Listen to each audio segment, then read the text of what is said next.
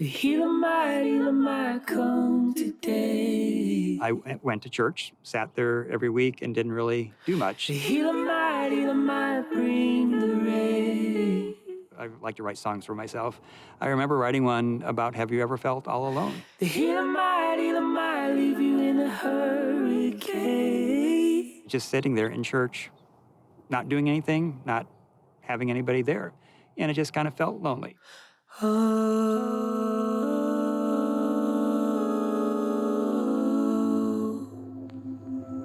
So when I started to work at the General Conference, I found a small apartment in a 6-unit complex in Silver Spring, Maryland. And my neighbors were a husband, wife, and their 9-year-old son. And then the wife's sister and her 3 children moved in as well, so they had a full apartment there. And I'd see the kids after school, they'd say hello, or I'd help them with their homework. But in the spring of 1983, the neighbor went to an Adventist doctor. And while she was there, she saw a little card for the 10-volume Bible story series by Uncle Arthur.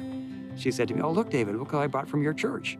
And she invited me in to show me all the books, and she said to me, "Well, the pastor that sold them to me invited me to church." And I was still really shy then, a little bit now, but no, I was still really shy. And the Holy Spirit prompted me to say, "If you're going to go to church, why don't you come with me?" So the next week, I had 4 kids, no adults, at my front door, ready to go to Sabbath School and church. I had a pickup truck with a camper shell on the back, so I put 2 kids in the front, 2 kids in the back, and off we went. It happened week after week after week, and on my 23rd birthday, actually, I bought a car so that everyone would have a seat and a seatbelt, and it just continued from there. Soon after I started taking them to church, they became known as David's kids. And that's really how I felt about them, they were my kids. Every week after church, we would come to my house. So I'd have the 4 kids come to my house for lunch, and I'd make a casserole that I'd gotten the recipe from my mom years before, and they enjoyed it. And actually, we've been doing that ever since. From when the kids started coming to church with me in May of 1983, continued weekly for years until I moved in 1990, end of 1990 to Loma Linda. And then eventually they moved here as well. Yeah, when I moved here from the General Conference, I went to University Church. My brother was a director for media ministries, and he got me involved with media. And I've been doing that for 31 years now. Maritza, when she was 8, she started calling me Daddy. And I said, "No, my name is David." Not because I didn't love the kids, but I didn't know what the future held and didn't want to disappoint her. So after she became an adult, she was thinking about it and said, "I'd really like to make it this official." So she came to me one day and said, "Dad, will you adopt me?" And then adopted Rosemary the next year, and then Juan. I didn't really have much interaction with a male figure in my life until I met David. And he was just easy to get along with, and just talked to us and played with us and showed us how to make a snowman. That was our first snowman, I remember. We had never made a snowman when I was 10. We had just left. We had just left. My mom had just left my dad, and we moved to Maryland. I don't have very fond memories of my childhood with my dad, but he didn't interact with us or take us anywhere or play with us. And I think he was just there for us in a time when we really needed somebody. So. But we are his family. We're his family. Yeah, we did take a lot of his time up. Yes, we did. A lot of his time. And sometimes I think that maybe if it wasn't for us, then maybe he would have married. I think that too.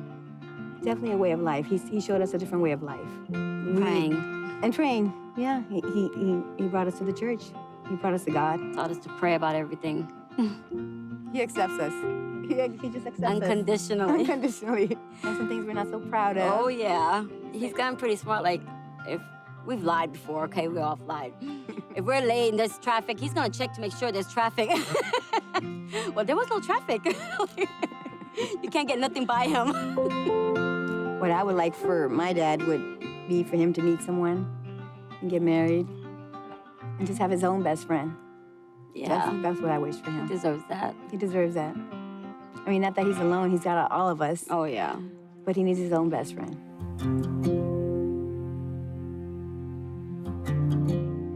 I think my mom had the gift of nurturing, and that helped me to be able to have that skill, even though I didn't know that's what I would need later on, or even that I had it at the time. That was something I think that really helped in being able to be part of the kids' lives. My family's grown. In addition to my 3 kids, I've got 5 grandkids and 12 great-grandkids. And again, they all come over for Sabbath lunch, just to get involved in the things that we did when their mothers and grandmothers were kids. Every week we have the same casserole. I'm actually a little tired of it by now, but they like it. And so we continue that now through all these generations. And so I now have the kids, the great-grandkids, helping me make casserole. I will tell you that it never once crossed my mind about doing this, adopting kids or not adopting kids, or bringing them to church or not. It was something I believe that the Holy Spirit led into, and just when you're open to God's leading, wonderful things will happen.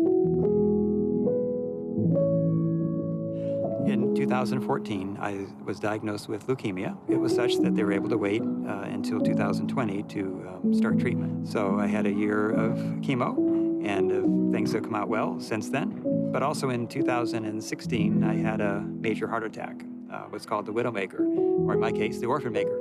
It was serious, and I've had a good recovery from that as well, thanks to the great caregivers at Loma Linda. As I look back on it, I think probably the biggest blessing is family. Again, I was thinking I might get married by the time I was 25 and didn't, because I was so shy and I hardly even asked a girl out.